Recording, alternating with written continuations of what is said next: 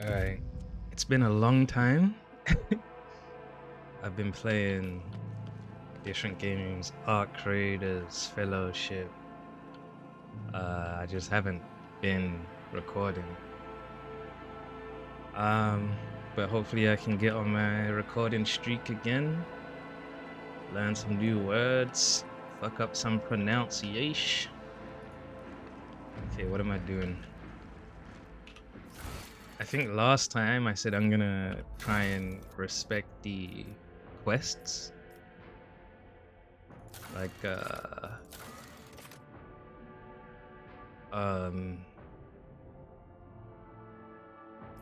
try to make sure I do all the quests on this list, because I miss them. So what are we doing first? Traveling developments. Chancellor Wersarian brought news of traveling events on Footfall and in other Rogue Trader dynasties. While Von Valentia spies are busy collecting intel on the events unfolding in the Cronus Expanse, the Lord Captain needs to wait patiently and prepare for any unforeseen developments. Wait for news from the Von Valencia spies. House Winterscale and House Chorda are displaying unusual activity at the borders of the Protectorate. As soon as the Lord Captain's servants obtain additional information on their movements and intentions, it will be possible to plan further steps. The Xenos, Juliet, is insisting on a personal meeting with the Lord Captain at some time when he is not busy with his direct duties. So we gotta find Juliet, and maybe we go to Footfall. Alright, let's see if I can get out of here unscathed. Should make sure my... yeah. Oh! Juliet, I was looking for you. Elantak. At last you have left your ornate cage. Or ornate? I need to look that up now. Ornate. An ornate building, piece of furniture or object is decorated with complicated patterns or shapes. Okay. Juliet casts a look over the stone palace walls. For many a turn have I sought to meet you, and yet your servant, the one who is like the silver-haired Alballard but twice as young, has no favor for the requests of a child of Assyrian. Take me to a place where the hearing of others will not steal the words intended for you. While you were mending the wounds of this world left by the Twisted One's attack, I was able to discover, no, not Kuradak's fate, merely traces of it, as Muran found sanctuary under the boughs of the Lilathan's forests. So did my other kin find refuge in a system known as the Atlas Reach. We must make a journey there with haste before new dangers destroy the witnesses who can show me a way to the lost Kurdak, or Krudarak, whose fate remains shrouded by the stars. Juliet focuses her piercing gaze on you. Their knowledge is the sole thread that may lead me to the truth, Elantak. I ask that your metal-winged ship take me along that thread before it tears under the strain of time and circumstance. How were you able to contact those Eldari? No, I did not contact the Asuryani. I have no means to do so. But I had enough time to explore the stone jungle of your world while you were preoccupied with the urgent matters. The path of the outcast has taught me to observe and listen to the world around me. In this case, the throngs of monkey at the port, errant conversations, rumors, chance words, like parts of a speckled mosaic. They came together to form a hazy image. My kin were seen in the Atlas Reach. And now all we have to do is pull at the web of connections and possibilities to uncover whatever is concealed from the unseen eye.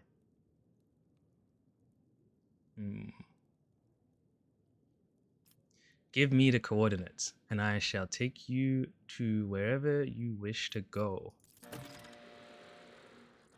Juliet has gathered rumors. Yeah. You will?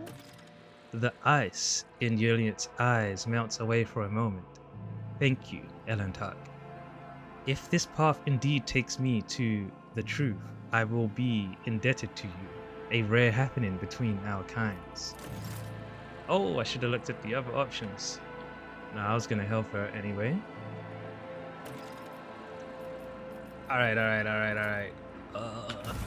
Take a look at this. So, wait for news. Yep. Following breadcrumbs. Juliet has gathered rumors of a group of surviving Aldari from the lost craft world of Krudarak. She asked that you travel to the Atlas Reach system to learn the fate of her homeworld. The system where the Aldari refugees are currently hiding is situated at the edge of the Cronus expanse. Establishing contact seems impossible, so the rogue trader should personally head to their last known coordinates.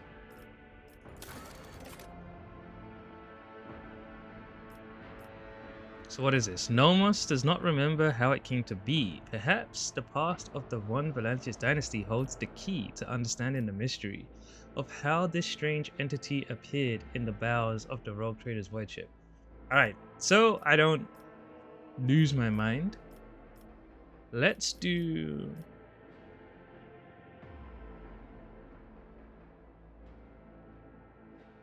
I should probably try to do side quests.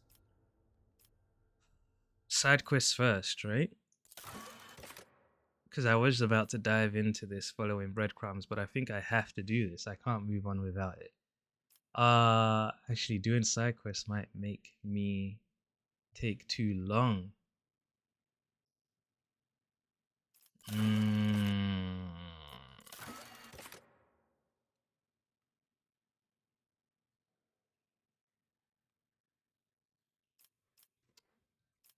All right.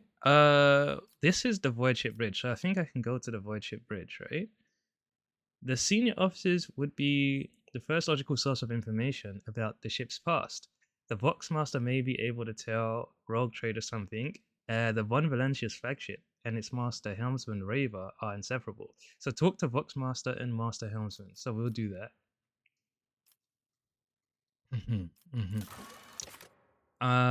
What's this? A new ruler.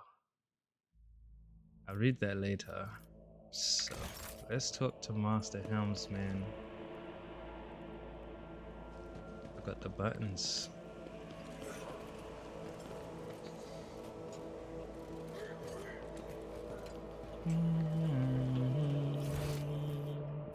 To the void ship bridge.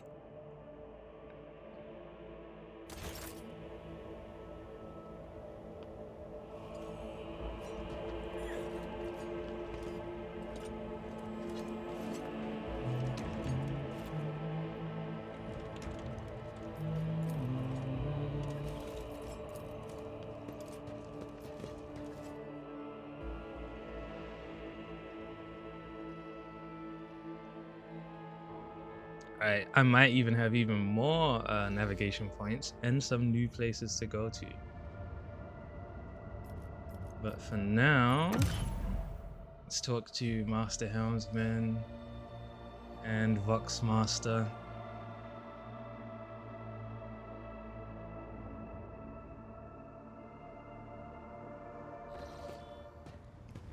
I need to work on sitting up straight. Let me move my mic. Sorry. Okay.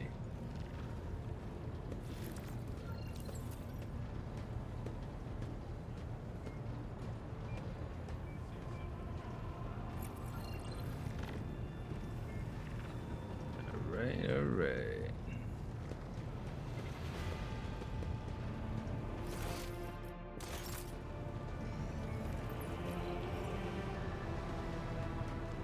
Voxmaster, and the other guy's down here, I believe.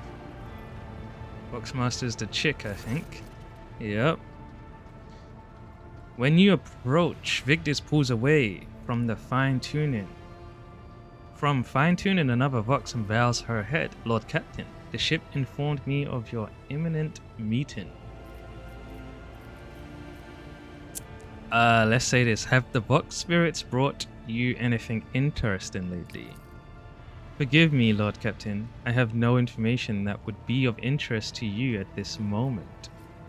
Remind me of who you are now. Can you recall anything unusual about Theodora's travels? Do the words Epitaph, Incident N872-04 or Tech Blight ring a bell? All of Lady Theodora's journeys could be considered unusual. Her odysseys were always audacious. As for the words you mentioned, none of them sounds familiar to me as far as I can tell. Except maybe the incident. I recall coming across this word in transmission several times. I think it was repeated by the former engineer, the one who perished during Kunrad Voigtva's uprising. He was describing it as the incident, something quite remarkable.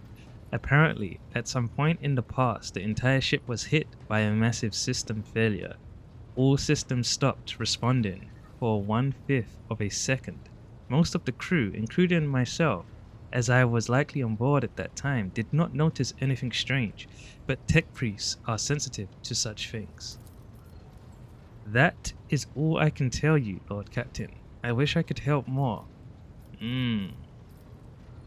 Yeah, that'll be all for now.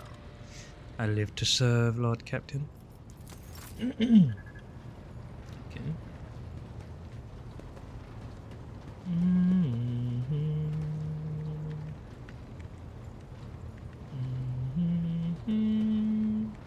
Okay, where's my guy? Oh no? Let me just say hi to Uwe. Your lordship. Okay. Helmsman, where is Helmsman at? Forget where he stands.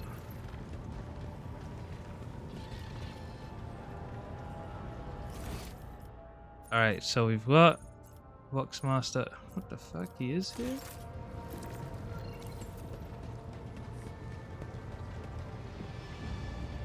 Is this him? Let's see. Master Helmsman Raver. The tall man before you appears to be woven from tendons and muscle. Blue veins snake under his white, almost dove-colored skin, and his scalp and chin are covered in cropped white hair. His neck and shoulders are wrapped in wires that hint at the presence of neural connectors under his uniform. The officer's face seems to be twisted in a perpetual grimace of annoyance and anger, but he greets you with a respectful nod. Lord Captain, Master Helmsman Raver at your service. Does the word epitaph mean anything to you, or perhaps incident? N872-04 or Tech Blight? It all has something to do with Theodora's travels, rather extraordinary travels at that. Can't say they do, Lord Captain. Doesn't ring any bells. Then again, remembering all the places Lady Theodora went is, his brow furrows. Epitaph, incident.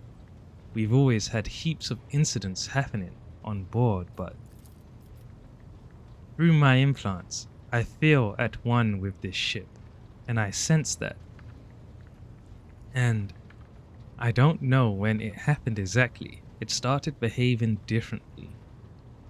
Became more responsive, livelier. Yes, livelier is exactly the word. And when you said epitaph and incident, it just dawned on me. Pardon my bungled report, Lord Captain, but that's all I've got to say on that front.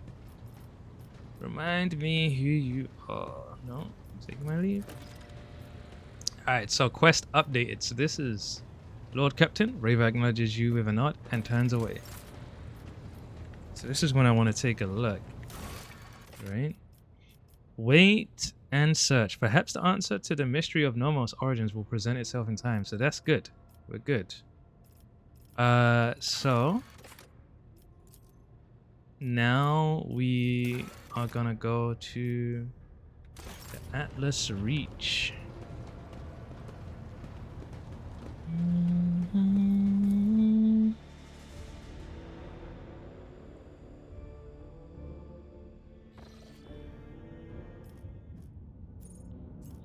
How do I do this? This one.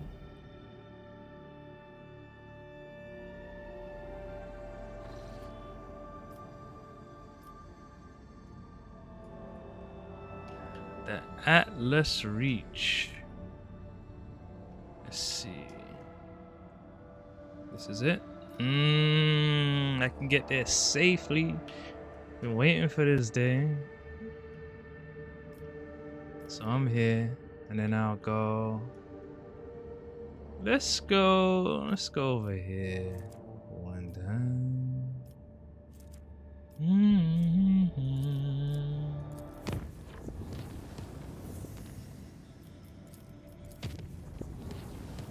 Play with me now. Alright, safe. Ding. What you got for me? Nothing. Damn. Oh, there's so much Kronos expense. Alright, let's do this.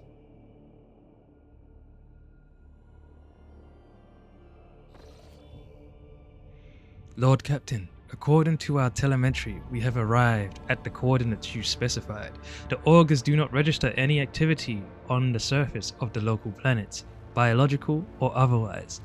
But maybe the Xenos are using their arcane technology to conceal their presence.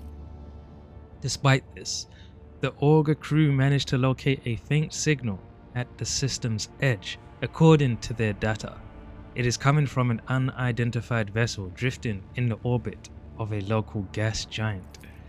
My kin could have been faced with a new threat. Scavengers, like pirates or something worse. If they were taken prisoner, Yuliet's voice is trembling with something that could be either anger or fear. I am begging you, Ellen Tuck. Let us go to the shuttle. I can feel that the thread of fate has frayed and is about to snap. I cannot miss what may be the only chance to solve the mystery behind the disturbance of my home. I should say their name when I change peeps, right? Oh! Alright, let's scan here.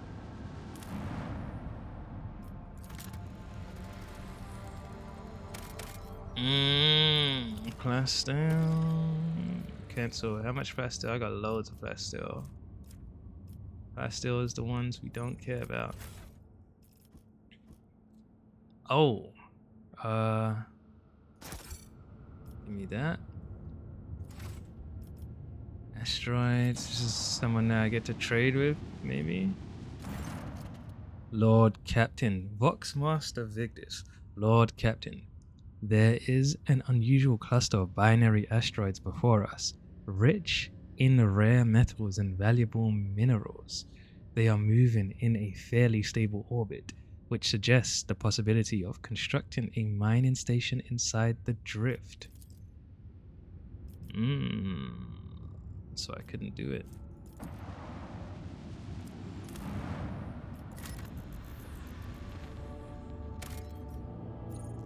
Ooh, is that one I need?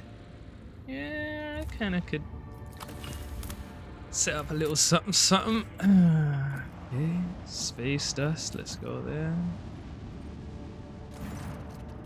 Voxmaster Vigdis, Lord Captain reporting. Our void ship has passed through a cloud of cosmic dust of unknown origin. Unfortunately, the dust particles were covered with an icy shell that has frozen into a thick sheet on the void ship's hull, blocking some of the technical vents. It will take time for the servitors to clear the ice. Until then, our maneuverability will be somewhat reduced. I got debuffed?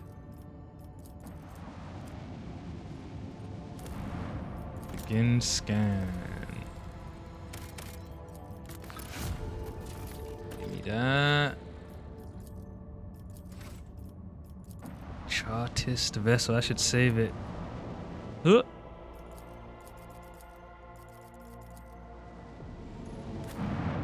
Alright, let's go. Definitely Yurliet has to be there. Heinrich's got kicked out. This is the team. I like it. It's looking good. And I should level up. Damn, I don't want to level up yet.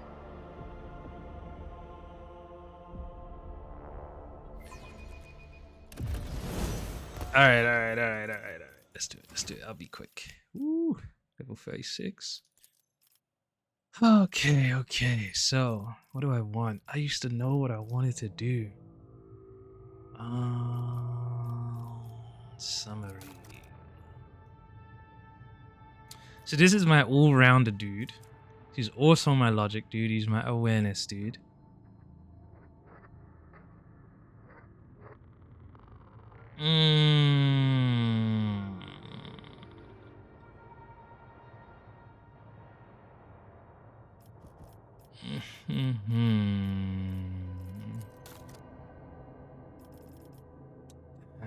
Damn. Maybe I do. Awareness again, man. Maybe I just do awareness. Keep him nice and high.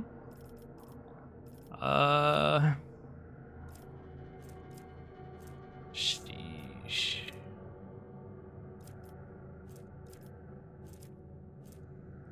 I can do any of these. Let me start from the top. Alright, it's gonna be easy if they're all like that. Intelligence, ballistic skill. I think agility. And Xenos, I would love to do that. Maybe demolition for demolition Xenos stuff, right?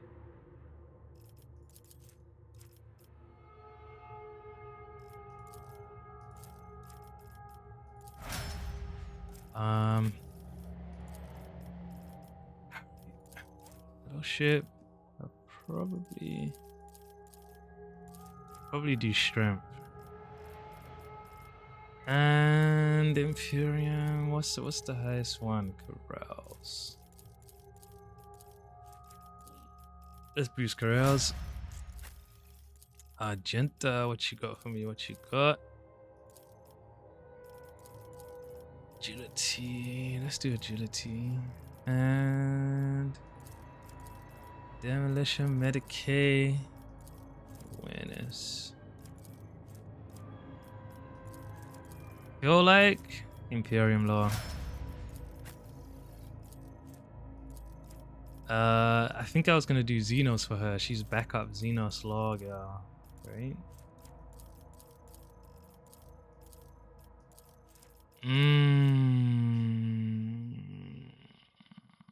No. Pascal's got the backup Xenos.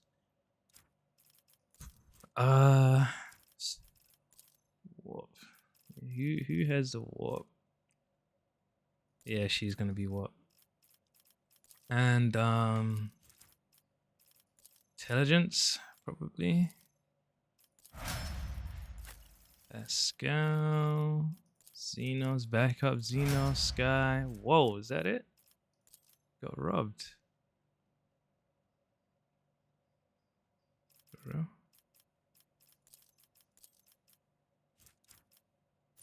Jeez. Alright. Save. Painless.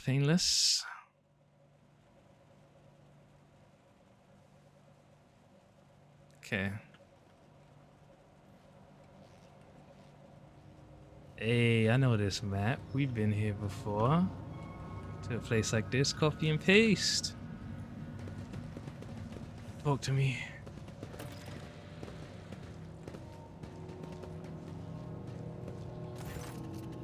Intimidated officer. The lanky, haggard-looking officer with sunken cheeks stares at you in fright. His body is shivering as if from a feverish chill, and his eyes are darting back and forth anxiously. Your lordship, rogue, trader, what brings you to our humble ship? Stop shivering like a leaf in the wind, monkey. Answer me. Have you seen others like me in this system? If you have, tell me where, when, and under what circumstances your paths crossed and diverged afterwards. They're controlling him. Intimidated officer. The officer's eyes widen at the sight of Juliet. His face grows even paler than before, and his lips move in a wordless prayer, unable to utter a word in response. Hessia. A whirlwind of orange and blue torments their souls. Can you not feel its gusts in the air all around us? Its hues are terrifying indeed. Who are you? How do you know that I am a rogue trader?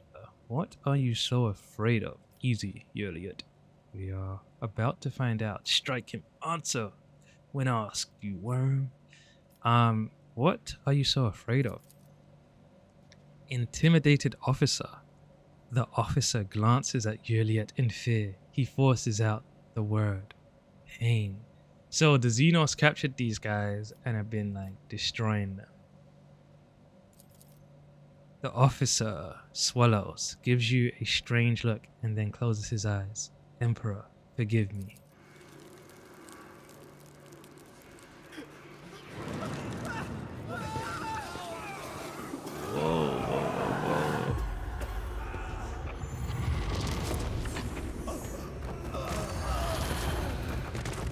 Me too?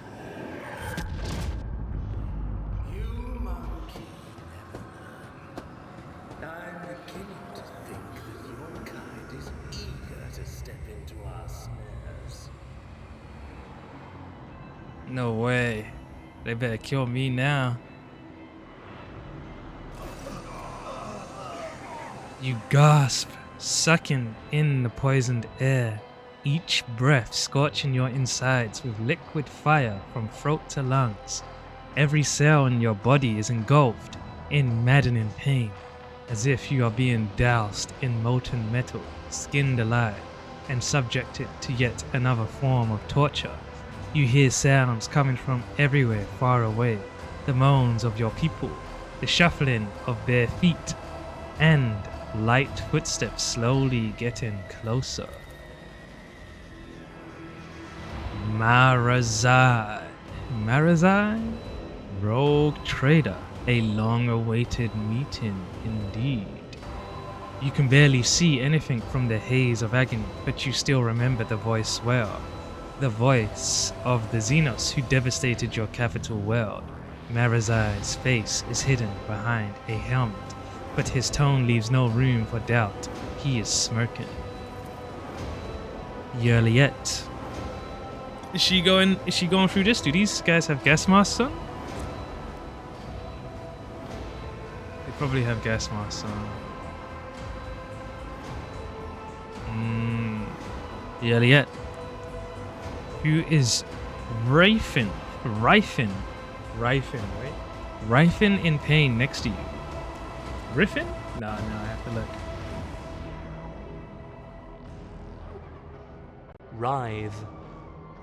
Writhing. Rifin, in pain next to you, is barely able to breathe out. No. What have you done? Marazai. Are you dissatisfied, my kin? I promised that you would have your precious craft world survivors. And so you will. I will take you to them. I might even be there to witness your jubilant reunion. Pascal, You shouldn't be falling to this, right? Servo drives whine under the tech priest's scarlet robe in a dogged but fruitless attempt to lift his body. The interior flesh has betrayed me. Marazai, you must have punished it poorly, Iron Monkey, no matter. As a captive, you will learn how to apply the art of torture to make it fear the very thought of betrayal. Marazai takes a close look at your companion squirming in agony, then gestures nonchalant to someone you cannot see. Bring in the injectors. The monkey I promised to Tervantius are among them. I do not want these wretches to move an inch until they are in the hands of the Arch Machinator? As for you, there is a disturbing gleam in the Dracon's eyes. You will have your share of paralyzing dreams too, but I am going to keep you. You are far too precious to be surrendered to a madman playing with fire. Yet, you deceitful wretch! Devious Xenos, I will see you both dead. You will rue crossing me again. Negotiate with me. We can still come to an agreement. Let's say 3. Marazai clicks his tongue and shakes his head. You disappoint me, monkey. I have heard the pleas of millions and the curses of billions. You can do better. His last words fill your head like a deafening echo of a ship's siren. The gas creeps deeper into your lungs, eating away at them hungrily. As the agony spreads down your every limb, you are suffocating. Are you enjoying the sensation? Sorry, Marazai, are you enjoying the sensation? I had this poison made for you. You could have thought that a monkey... Sorry, who could have thought that a monkey would one day earn such an honor? A special gift from a Dracon. But you're suffering. The Xenos leans closer to you. I knew the taste would be exquisite were I to add a touch of the Drukhari's talent for extracting anguish. So he doesn't kill me here. Marazai, however, there will be time for that later. No matter how I wish to play with you all, one after another, I need you for a purpose, rogue trader. Comra awaits you, all of you. Mandrakes, take them, leave none behind.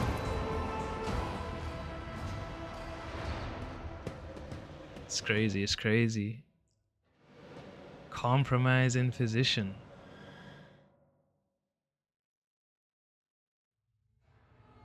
What?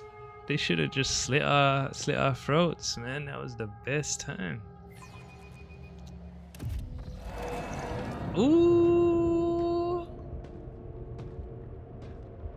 Look at the strut. Your consciousness emerges from an ocean of darkness and nightmares, as if someone's powerful hand reached into its depths and brought you into the light. In the dark room, long and angular shadows move around and exchange remarks. One of the shadows approaches you, ripping apart the veil of pain and revealing features that look familiar to you. Marazai, you are awake, monkey. Marazai's voice is sickeningly sweet. He is looking at you with idle interest, rolling a soft and milky-colored object from one hand to the other. Our toxin masters spared no efforts to drag you out of the induced dream. I must commend the nightmare weavers. The emanations of fear you exuded in your delirium are worthy to the highest praise. However, it is time to finish what you were brought here for. It is time to work for the good of the Cabal, Rogue Trader. I feel like they're talking about so many different people. What do you want from me? Why am I still alive? Where are the others? What have you done to them? Burn in the Emperor's scorching light, you filthy Xenos. Why am I still alive? I'm gonna say that. A good question, Rogue Trader. You are my tool, you see. A sharp and narrow scalpel that I will use to cut away the festering boil on the body of my Cabal. I spared no effort to set up this performance. The witnesses, the spies, the agents, and a small bargain to guarantee the result. I wonder if Kunrad is here. All that is required of you is that you quietly play your part. I will even go so far as to put you in your native surroundings, in a manner of speaking. But if I see you stepping out of your role, I will make sure that you bitterly regret it. I might be able to play my role better if I actually knew what it was. I shall do what you want. I have had enough suffering. How about we make do without roles and posturing? There is still a chance to strike a deal. Let's say this now. Marazai laughs caustically. You are trying to hold your own even in the face of overwhelming force. How touching, but enough talk. The Drukhari gestures to one of the shadows near you, and your head is forced backwards. Marazai brings the hand holding the strange object closer. You manage to make out translucent, glossy skin, bluish, pulsating organs beneath, and a little head with serrated jaws before the Drukhari pushes the lava into your face. Oh my god. Oh no. Corral's test failed. Oh shit. Sensing warmth, the creature springs into motion. A moment later. Did it roll? Jeez.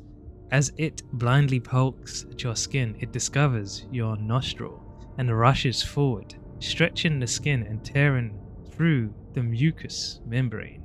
Unbearable pain overwhelms you as the lava begins to force its way through the soft tissue and cartilage, each of its movements causing a crunching noise to reverberate through your skull. The creature greedily bites into flesh and moves ever upward, past the bridge of your nose, past your eyes, then something alien invades your consciousness. Oh my god. Darkness clouds your eyes, but the sensation of an alien presence does not relent. This is not a conscious mind, but something primitive yet unbelievably strong in its unknowable pursuit. It is crawling around in your thoughts, scratching them with its sides and changing their shape. Perhaps all this is just a bad dream, a quirk of the intellect exhausted by endless troubles, a calumny? What the hell? What is that? Calumny.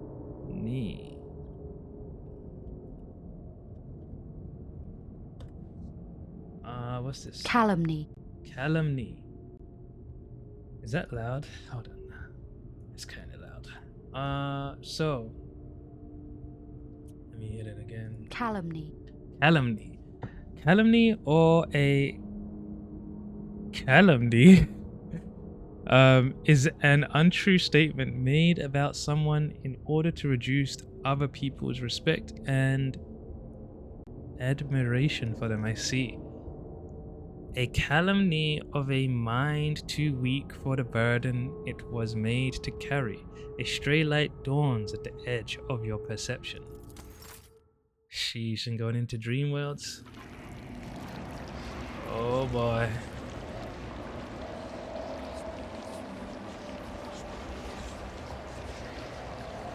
You have disappointed us, Rogue Trader von Valancius.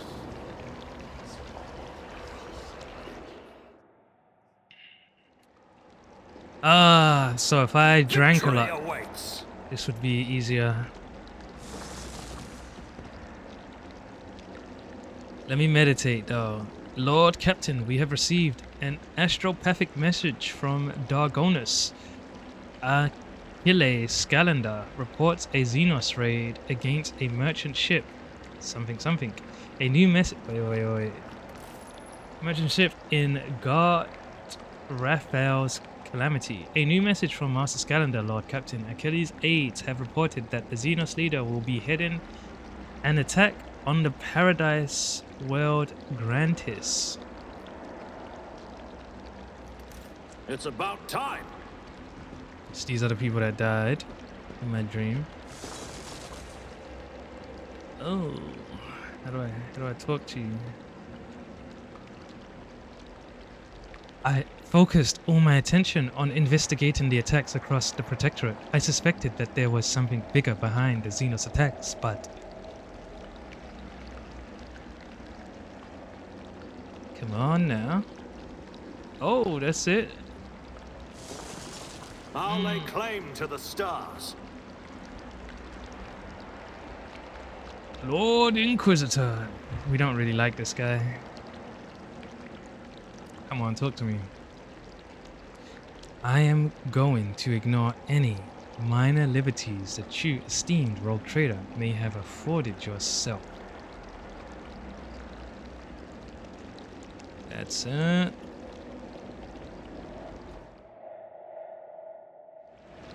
Do my eyes deceive me? Explain yourself, Ellen Tuck. Oh, come on, what the fuck? Explain yourself, Ellen Tuck. Why is there a shard of Krudrak in your chamber?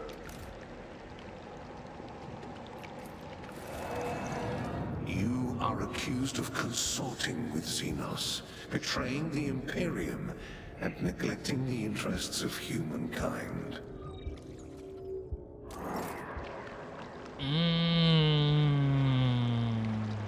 I won't tolerate weakness. Oh my god. There's so much going on.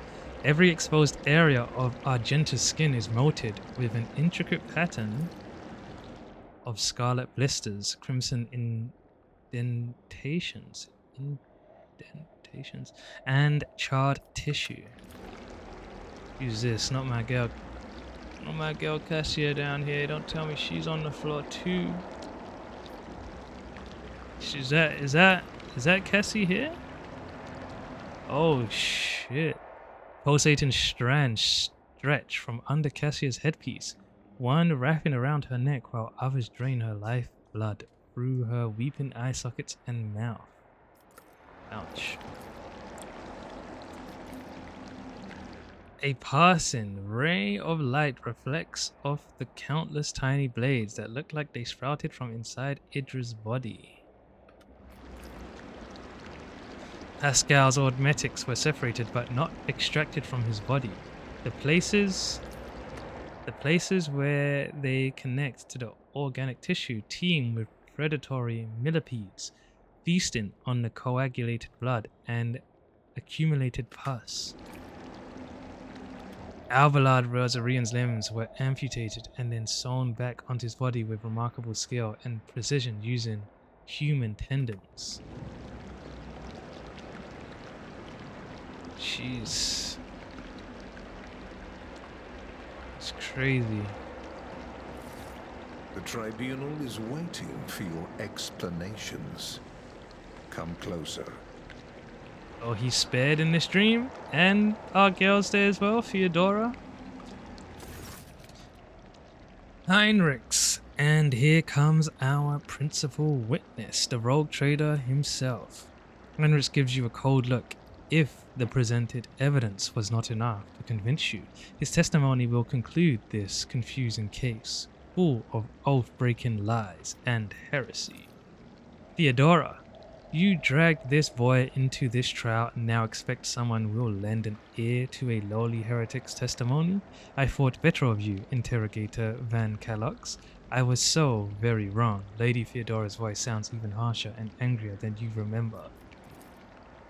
Lord Inquisitor, the Lord Inquisitor makes a vaguely dismissive gesture. Enough, let him speak. The sooner this business is concluded, the better. Heinrichs. Then let us continue, shielded. by the powers of the warrant trade granted by the Imperium. Theodora von Valancius more than once allowed herself to openly collaborate with Xenos. You have never seen such a contemptuous grimace on the interrogator's face. She plunged her entire protectorate into apostasy and heresy, including the current rogue trader, and went out of her way to prevent the Inquisition and me personally from maintaining order inside the Expanse. Ooh, she might just shoot you right here. Does the rogue trader admit to fraternizing with the Xenos, serving them as a puppet, and rejecting the God Emperor's blessed light for the sake of his heretical desires and base profit? Willpower 30%, jeez. Requires Iconoclast adherent. The Xenos is gone. Why is the Lord Inquisitor here? And Theodora's reanimated corpse too. Didn't she die? Everything is wrong here. I don't know. Submit to the illusion. I do submit to the illusion. I swear by the Emperor, every word is absolute truth. Let's do this top one. Oh, what's this? Died, you say? But who are you talking to if I did? Theodora von Valancius is alive. You were her loyal servant, and she made you serve the Xenos. Decision consequences. Get one simple truth into your empty head. Your role in these events is negligible. You shall think me the Emperor of the Golden Throne if I choose, and think me dead if it strikes my fancy. But this is not what matters right now. Just looking in your direction makes me sick. Why must I speak to the filth? The last words are obviously meant for the court, not you.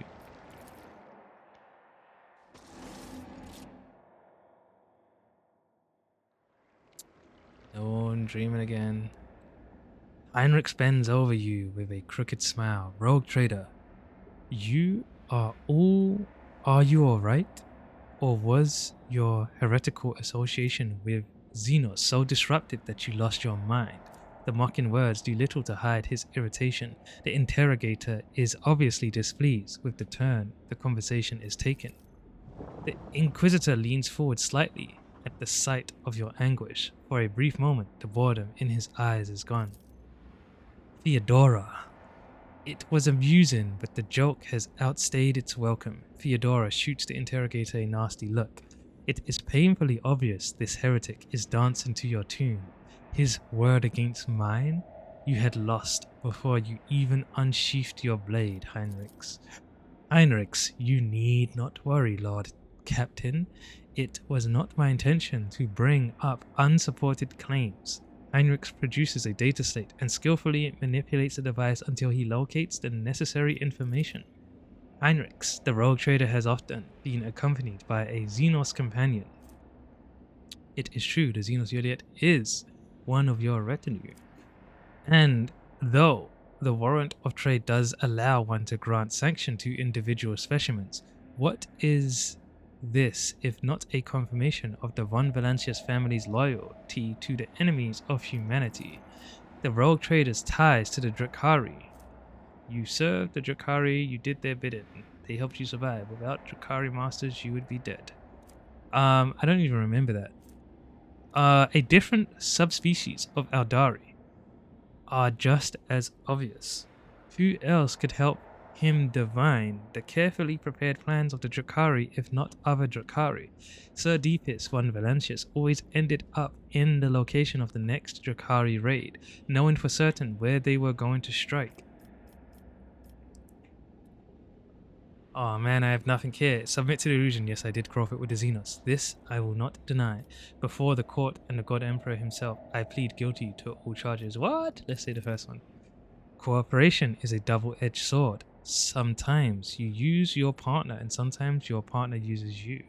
Which is what happened to the rogue trader. Lady Theodora used him to undermine the standing of the Imperium in the Expanse. The tribunal remained silent, although those present cast ancient glances at your predecessor. Those present. Just the two? Heinrichs, at this point, the tribunal probably wants to know what the true intentions of the von Valancius dynasty are. The rogue trader claims he has been waging war against the Drakari this entire time. Except, was there really a war, or was it another carefully staged performance? Heinrichs is looking at you closely, almost without blinking. Allow me to explain what actually happened. Sir Deepus von Valancius personally invited the Drakari to his worlds and then used their strength and resources to sow chaos in the expanse to gain leverage over his rivals. It is very convenient to play the victim while working with those who rob your neighbors blind and terrify the worlds that pay your tribute. How much did you profit from this, rogue trader? Did you think I would not uncover your pathetic conspiracy? Enough of this circus, Heinrichs. I did not set up any attacks. Willpower 30, oh, that's so low. Shit, do I risk it? Do I risk it?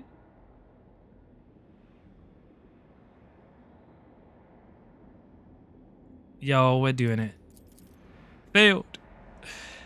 Or at least that is what you wanted to say. However, the alien will make you say something else entirely. It was originally Lady Theodora's plan. She, her servants, always let me know where the next Drukhari attack would take place. Oh snap. Theodora! Your pathetic attempts to paint me as a heretic are like a blunted rapier. Or rapier?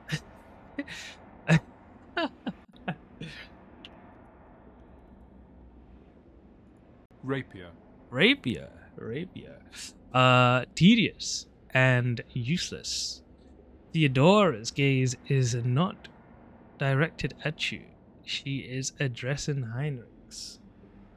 Don't disrespect. I do not think so. Another witness to your atrocities arrived alongside the rogue trader. Juliet, oh, she's here. Juliet silently takes a graceful step forward. If the court so desires, my speech will run like a river and wash away your doubts. I found a shard of my home in the rogue trader's chambers. An entire craft world vanished among the stars. The only clue to its fate resting in the hands of this monkey. That was when I began to suspect that he had something to do with the misfortune that had befallen my Krudarak. Do not be deceived by his breed. There is a cunning predator lurking behind the fluttering of fragile butterfly wings. The monkey before you is a bizarre amalgamation of qualities not usually inherent in his feeble species.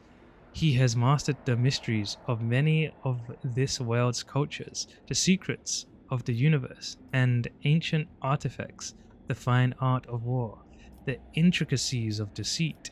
All are embodied in a single monkey, however hard it may be to believe. However, the thread that bound our past broke the moment I realized the monkey's involvement in the disappearance of my home. To flee the rogue trader, I tracked down and eliminated his chief tracker, who has pursued our kin in this part of the galaxy for many years, and thus earned clemency before this court. Heinrichs, so Hercules did not simply vanish, you helped him disappear. Heinrichs nods curtly. I say he had only himself to blame. An agent who cannot recognize an impeding threat is useless. Say nothing. Heinrichs nods with satisfaction, noticing your reaction, or rather, lack of it. The court has been presented with enough evidence, and I hope no one is harboring any doubts as to the guilt of the von Valancius dynasty. But let us allow the rogue trader to say his final word. We are all curious to know what you had gleaned from this inquiry. Now I see that I have been blind. The Xenos have been fighting one another all this time, and I was their unwitting cat's paw. I am still struggling to make sense of what is going on here. Mercy. I am nothing but a puppet in the charade. Everything that has taken place at this trial is a vicious lie. I am struggling to make sense of what's going on here. You do not need to understand, monkey. What? What? It is Heinrichs. Heinrichs, you do not need to understand, monkey. You have done what was required of you. Now master your strength. We still have a fun enough. So the Xenos are playing as these characters. End dialogue.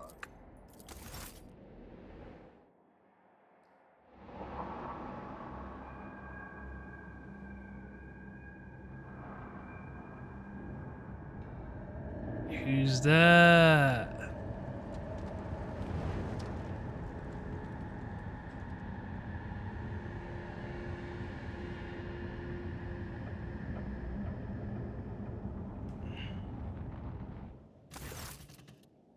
After the spell is lifted, staggering pain pierces your body, darkness clouds your vision, and nausea creeps up your throat. But the wounds you manage to forget soon remind you that you are still alive. Archon Nazarake. Okay, this is a new guy. The weakness of your subjects is an insult to the council of Archons and the supreme overlord of Comra himself. What's that? Remes? Remeres? Remeres. We're gonna say Remeres. Remeres. The commanding inhuman voice tears you from the vice of agony, and you see an unknown Drakari in the center of the chamber whose presence alone causes your insides to clench. Instead of fighting and ripping what they are owed from Destiny's hands by force, they dare to crawl into the dark palace, begging for favors. Look at the Drakari upon the throne. Damn, 15? Like, it's not gonna work. Look at the female Drakari. Let's do it though. The Xenos looks menacing. Perhaps she is the personal guard of the Drakari sitting on the throne. Cool. Look at the Drakari upon the throne. Let me look at Marazai.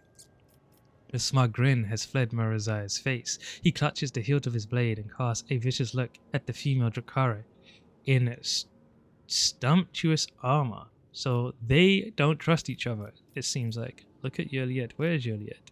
Is that Yurliet right there? Sheesh.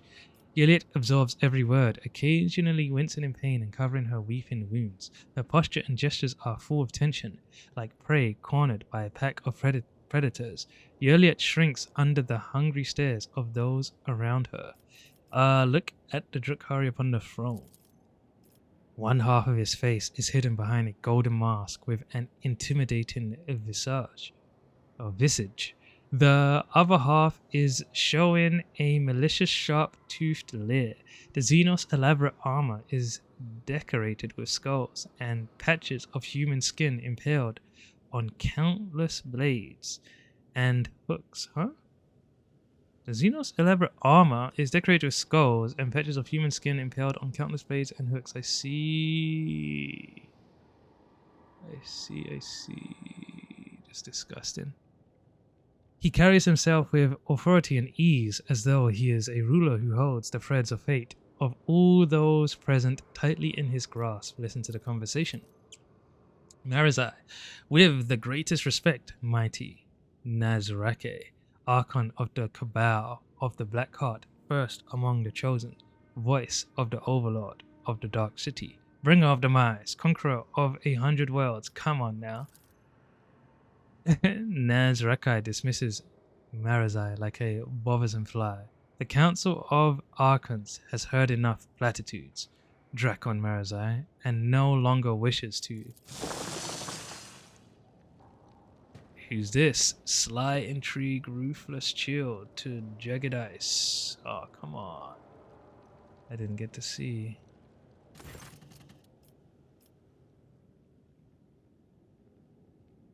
Okay, stranger.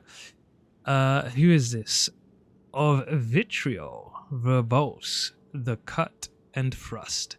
Keep time with fate's own machinations grave, but whose deft footwork leads to naught but dust, while from its brutal finish none can save. This play the puppet master granted me, through murky stores, a path obligingly. The Puppet Master has Vect himself invited you to this chamber? The Archon chokes on his own words but quickly regains his composure. No matter, you may be our guest. Aribinian? But you are merely a spectator in this performance, and spectators do not belong on the stage. As you undoubtedly know, do not interfere. The stranger presses a delicate finger to the lips of his sorrowful mask and says with a twinkle in his eye, "A shadow in the shadows will I be." Look at the Eldari who interrupted the trial. Success! Yo, this is getting good though. I like this chapter. The bright motley, the hollow suit, the mask hiding its owner's face, and the graceful, subtle movements. Before you stands a Harlequin, another representative of the multifaceted Eldari race. The Xenos catches your eye and nods. For a moment, the play of shadows on the mask appears to twist its expression into a mischievous grin. This guy might help me. Recall what you know about Vect. It's not going to work. Judging by the Archon's reaction, this is a prominent figure in the Drukhari hierarchy, but memory fails you. You are not familiar with a Xenos by that name. Damned Xenos! I will burn all of you in this den of heresy, in the God Emperor's name. Hey, Archon, or whatever your name is, I shall soon be adding your mask to my collection of Xeno artifacts. Stop acting like I am not here. Listen to the conversation, yo. I ain't gonna say shit right now.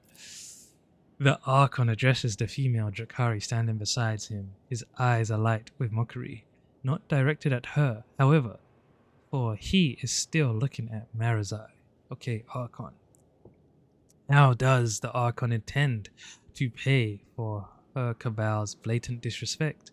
I am waiting for your reply. Ramirez? Or Ramirez? How do you say that? What did I say? Yurmaris.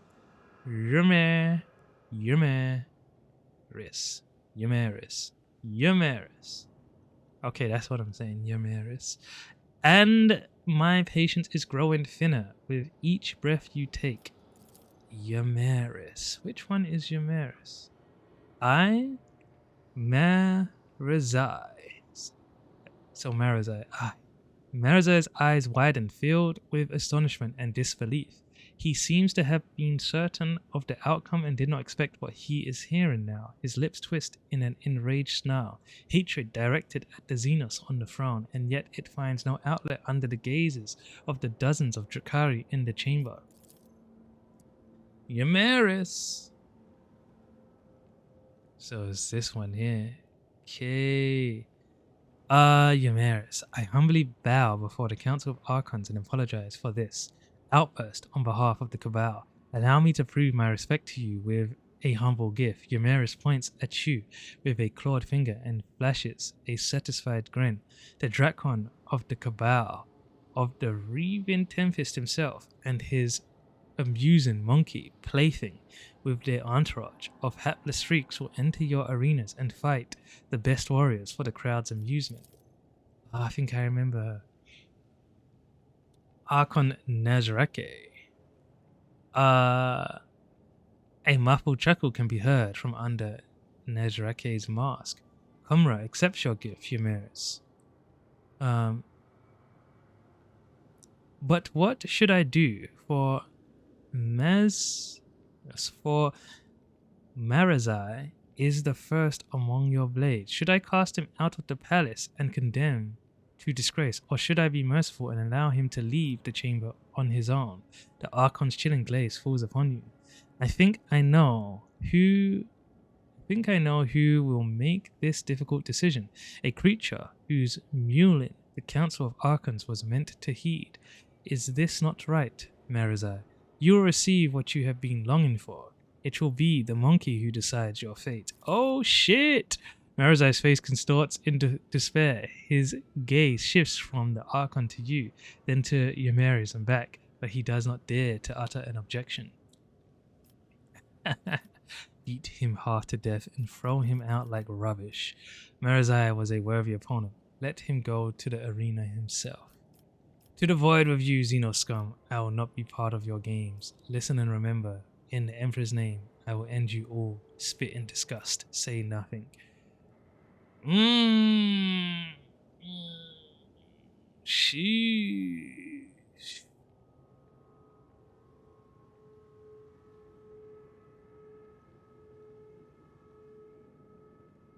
Is it time for me to act big? Shish.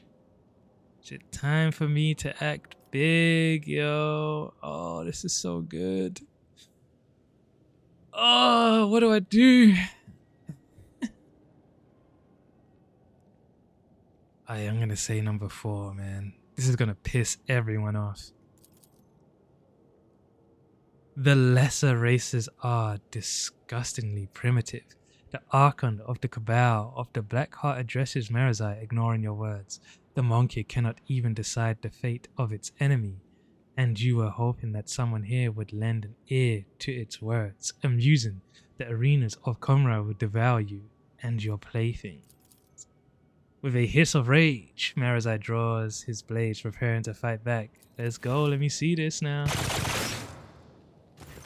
Fucked him up. The Archon nods in satisfaction and makes an unfamiliar gesture. The guards draw close to you. Let us return to you, Eumeris. Stranger, he should not talk. They told him to be. He said he's going to be shadows of shadows. His mask looks deep though. The Harlequin's laughter interrupts the Archon and echoes under the vaults of the chamber in a resounding baritone. What's a baritone?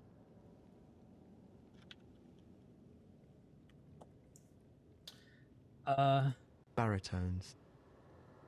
In music, a baritone is a man with a fairly deep singing voice that is lower than that of a tenor, but higher than that of a bass. I see. Alright. And all the masks upon them marks now stand. The slave of vanity the spire ascends, the thief and traitor cast downward by her hand.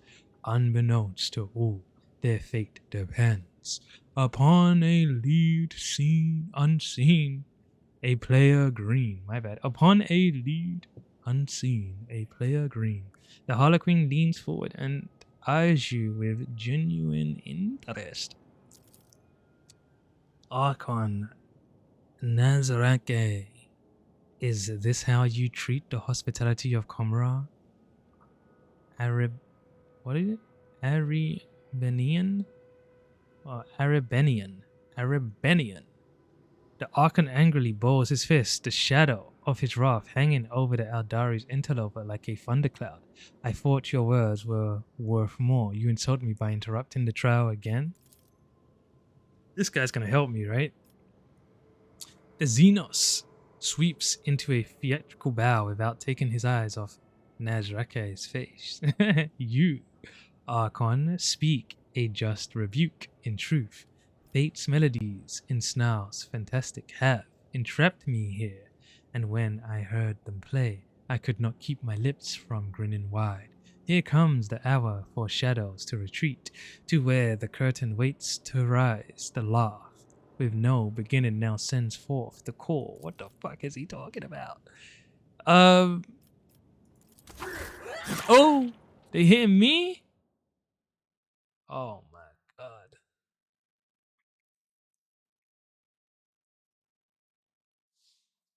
Yeah, I'm gonna have some fun with these guys. Let me save it. Let me save it though.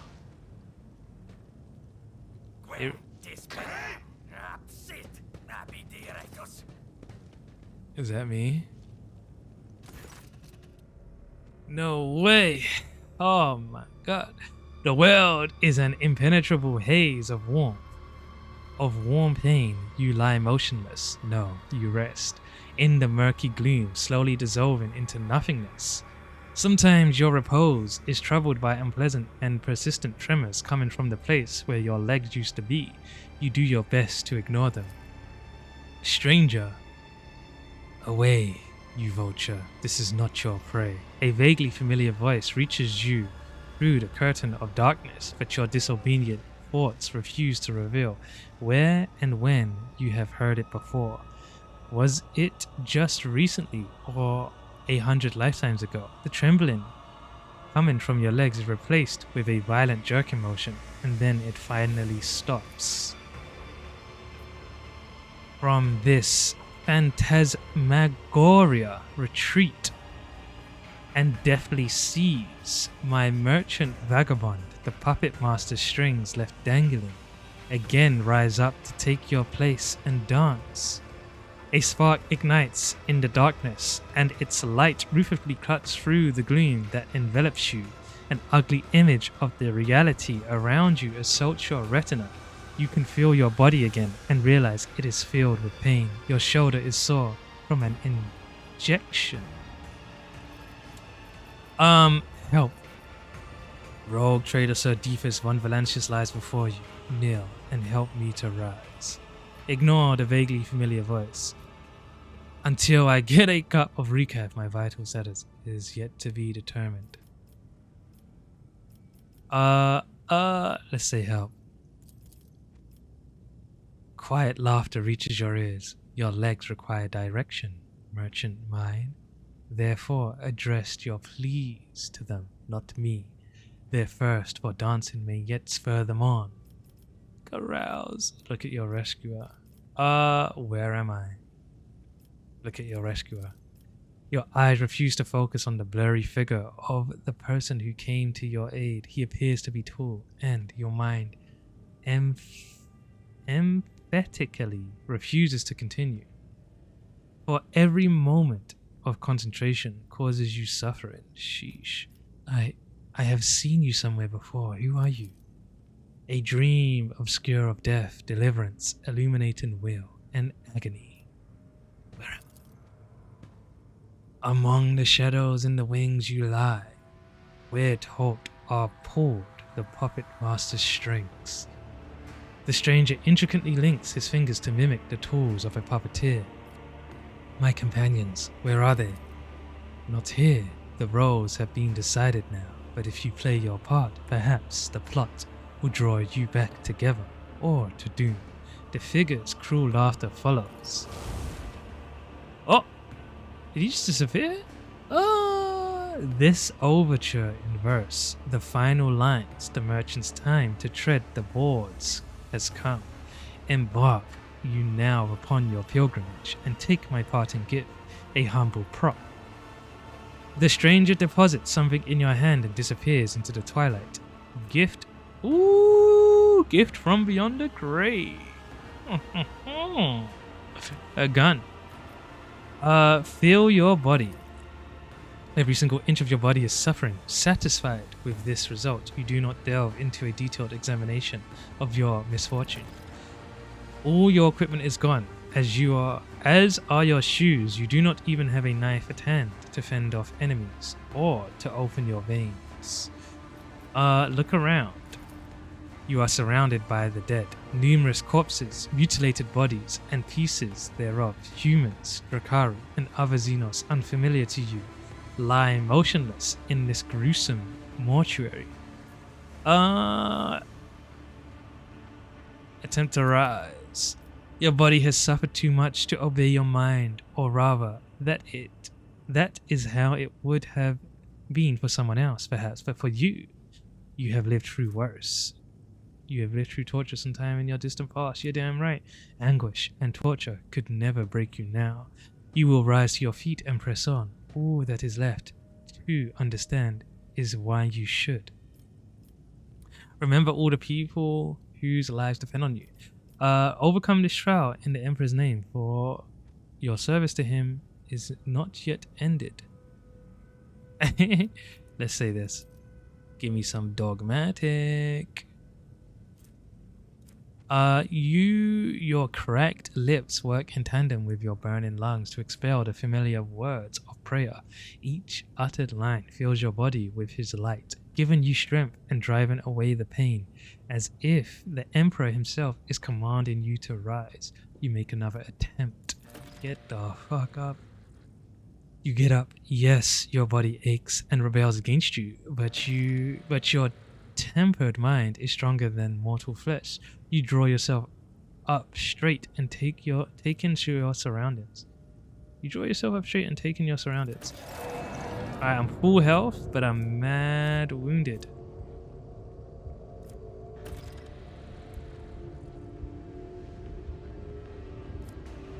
Jeez, man. No, it's fine. No, it's fine. Let me equip that gun.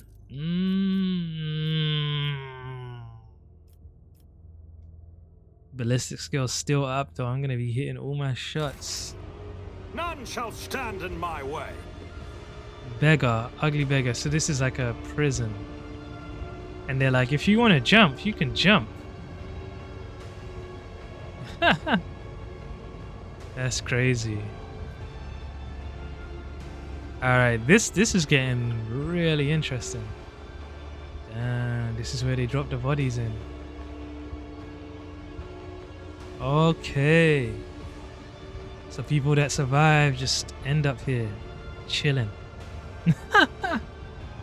Safe.